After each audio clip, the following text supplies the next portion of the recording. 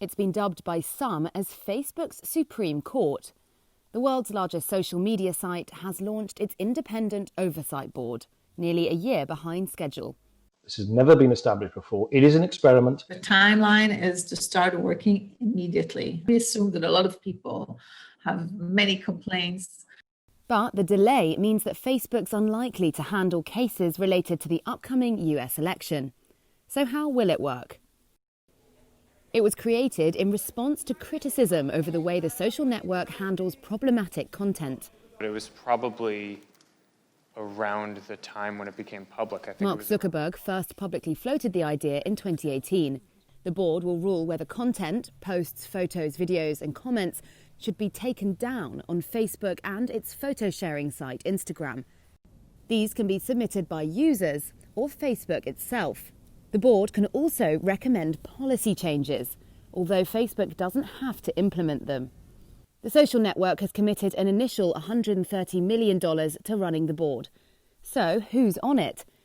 20 members, although that'll grow, including a former Danish Prime Minister, a Yemeni Nobel Peace Prize laureate, law experts and Emmy Palmer, former Director General of the Israeli Ministry of Justice. Part of our independence as a board is that we are not concerned with Facebook as a company that wants to make money. I think that the fact that the board exists has already an impact on Facebook. I think the changes in Facebook policies in the past few months, and I think that a certain type of public discourse that has been evolving. At first, the board is expected to take on only dozens of cases and eventually thousands. But it's been criticised for its limited scope.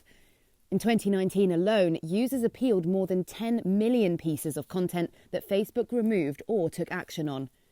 But Facebook's head of global affairs, Nick Clegg, says the chosen cases will have wider relevance. It's an experiment which is of great, I think, significance for anyone who's interested in that boundary, that barrier between free expression and content which should not circulate on global social media platforms.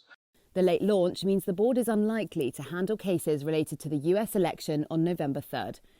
This has come under fire. Tech watchdog Accountable Tech said the launch would be too late to address Facebook's deficiencies ahead of the election. In September, Facebook critics launched a rival group to review the company's content moderation, dubbed the Real Facebook Oversight Board.